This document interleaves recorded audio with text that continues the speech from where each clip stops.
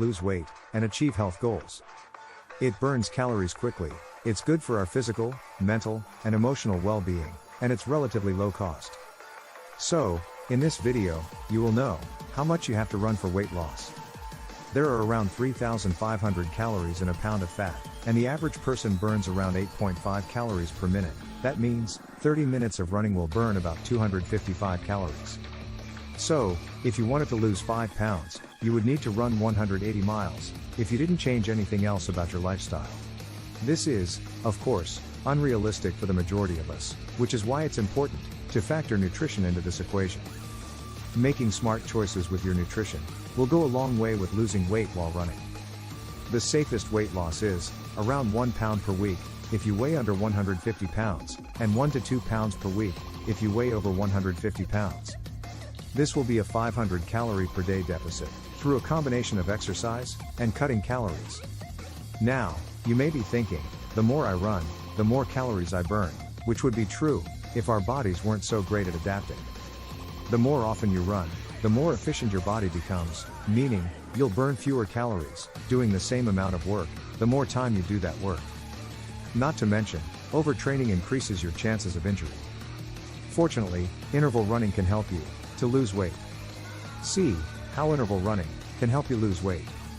For new runners, even running for 30 minutes continuously might seem impossible, and this is where the walk-run method of training comes in, and will actually help you to burn calories at a higher rate. By alternating running and walking, not only are you able to extend the duration of your workout, but research has found that intervals allow you to run harder and faster on the running parts, which increases your caloric burn during and after activity.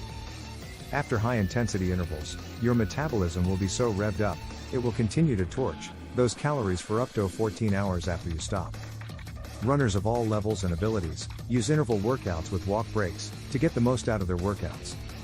As an elite runner myself, I can attest to this. Intervals a few times a week not only help me to be race ready, but also help with toning. One thing to keep in mind, though, is running revs up your metabolism, your hunger increases, making it very easy to eat even more calories than you just burned. So, make sure your post-run meal is a proper portion and full of protein. This will ensure that you're satiated, your blood sugar is balanced, and your muscles have what they need to start recovery. Workouts for first-time runners to lose weight. Now that we've determined that running is an effective method of weight loss that can help you lose 1 to 2 pounds per week, let's see how to start running if you're a beginner. One of the greatest things about the interval running method is that you can decide what your walk-to-run ratios are and how many times you repeat them. This will depend on your fitness level, running experience, and speed. Such as, start by brisk walking for 10 minutes to warm up. Once you are ready to begin the intervals, run for 2 minutes, followed by 1 minute of walking. After the 1-minute walk, run for another 2 minutes, and then do another 1-minute walk. Repeat as many times as you can, and cool down with a 10-minute easy walk to bring your heart rate back down. Over time, you should be able to increase the time spent running or the number of intervals. Mix it up to keep your workouts interesting, and allow at least 1 day of rest between these workouts to recover. You should be able to build your endurance to include combinations of continuous runs with no walking breaks, and these interval-style workouts. My best advice is to have some fun with it, and enjoy the endorphin rush that follows a job well done. Even after 14 years of competitive running, I can tell you that feeling never goes away. One of the best things about interval running is that you can decide what your walk-to-run ratios are and how many times you repeat them. Start by brisk walking for 10 minutes to warm up. Once you are ready to begin the intervals, run for 2 minutes, followed by 1 minute of walking. Repeat.